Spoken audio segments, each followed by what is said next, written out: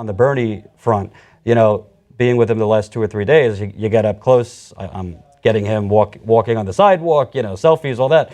I really got a sense, I can't get in his head, but I kind of saw he's like introspective, kind of like today is kind of the culmination for him of like a 40-year fight.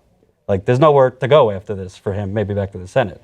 But I really saw the way he was speaking, the way he embraced his family. It seemed like he was very, very introspective, like this has been a long fight.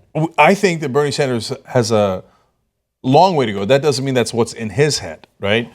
I don't mean electorally. I mean, boy, if he loses, he's got in some ways almost an equal opportunity. You can't say equal opportunity because being president is pretty important, right? But a huge opportunity to use that movement in an unfettered way. Right. If you're the nominee or you're part of the Democratic Party, you're going to be hemmed in a lot of ways, right? If Bernie Sanders is not the nominee, well, then he's got the freedom to say, all right, we're doing civil disobedience here. We're going to fight for that amendment over here. We're going to fight for universal health care. And you know what? Or campaign finance reform in Minnesota. Boom, we're all going to Minnesota. We're going to pass public financing there, to pick a super random example, right? And you couldn't do that not necessarily as president. You couldn't do that as a party official oftentimes. I know he's still a senator, but the Democratic Party would be like, no, but we have, our elected officials there and they're not on board yet and you can't do that. But imagine a Bernie Sanders unchained, if you will, from having to follow the niceties of whatever the Democratic Party would like him to do. Mm-hmm. I think that could be super powerful. And so in a lot of ways, the fight is yet begun. Right.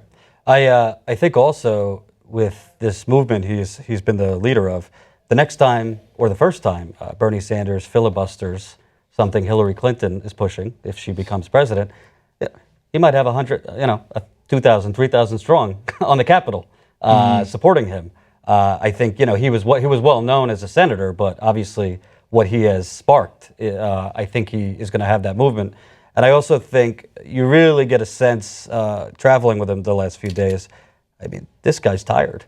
Mm-hmm. The only thing fueling him, honestly, what I see is the young people, because everywhere you go, it's majority young people that I see around him. He was coming out of breakfast today.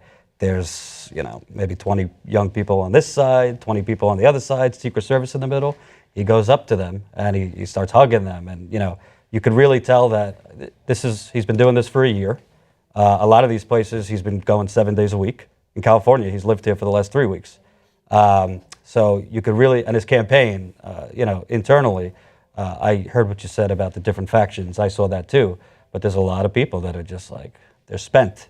And that's normal in campaigns. Yeah, one of the campaign guys that I talked to hadn't been home since November. Yeah. Can you imagine not being home since November? And so, yeah, and by the way, Bernie, if he kept the speeches to like 45 minutes instead of an hour and 15, take a load off.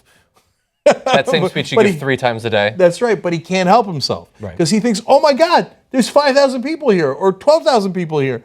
I got to let him know. I got to let them know we can do universal health care. Mm-hmm. Right? I'm not sure they know. I got to tell them. And what issue would he chop off? Each 5-minute issue. He could cut off 3 of them, sure, but he cares about all those issues. He wants to talk about them. And when I saw him do 4 or 5 events in Southern California, he would literally spend at least 5 minutes talking about the plight of the Native American Indians. Yeah, he did it on Saturday. Who the hell? That's the one I'd cut.